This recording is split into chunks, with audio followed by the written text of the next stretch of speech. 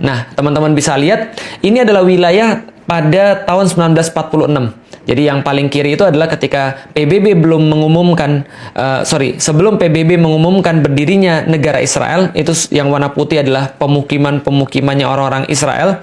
Lalu yang di sebelahnya adalah wilayah tahun 1947, ketika PBB mengumumkan berdirinya negara Israel. Perampokan terbesar. Lalu kemudian sebelah kanannya lagi, wilayah setelah tahun 1967.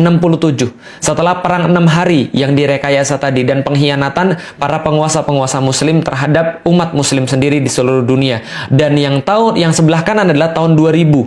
Setelah resolusi-resolusi PBB, perjanjian-perjanjian yang berusaha dibuat yang kayaknya menguntungkan selalu bagi orang-orang Yahudi Israel, dan mereka juga senantiasa untuk mengingkarinya, janji lalu berkhianat. Ya, kita sudah tahu seperti apa kelakuan mereka dari dulu.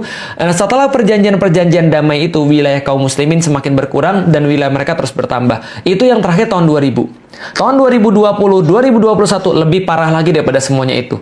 Makanya kemarin yang memicu keributan adalah ketika daerah Sheikh Jarrah itu kemudian diambil oleh orang-orang Israel dengan sekendak hati, tanpa ada hukum. Ya memang nggak ada hukum di situ. Kenapa nggak ada hukum? Karena orang-orang Palestina itu nggak punya negara. Orang-orang Muslim yang ada di situ itu stateless. Mereka nggak punya negara, nggak punya hukum yang bisa melindungi mereka. Maka apapun yang mereka lakukan senantiasa salah.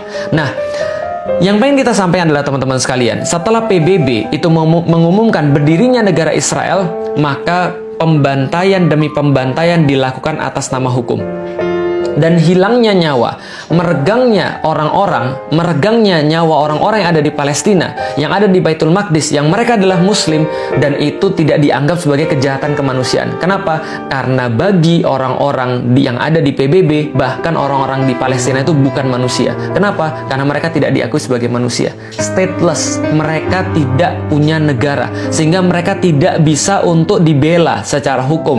Kenapa? Karena mereka stateless. Karena kenapa? Karena Israel yang diakui sebagai satu-satunya negara.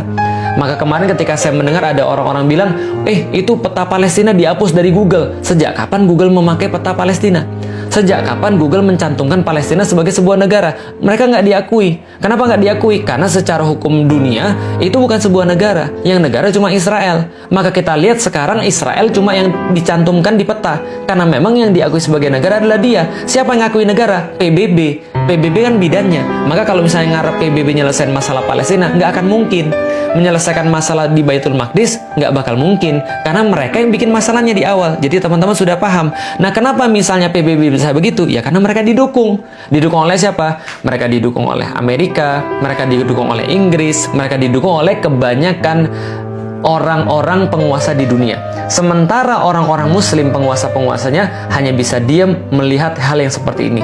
Kalaupun ada yang berbicara, alhamdulillah ada yang berbicara, maka yang berbicara ini posisinya terjepit. Maka yang berbicara ini tidak bisa berbicara lantang. Kenapa? Mereka tidak bisa mengerahkan pasukan militer ke sana karena bertentangan dengan hukum internasional. Maka ini yang kemudian bisa kita lihat pada saat ini.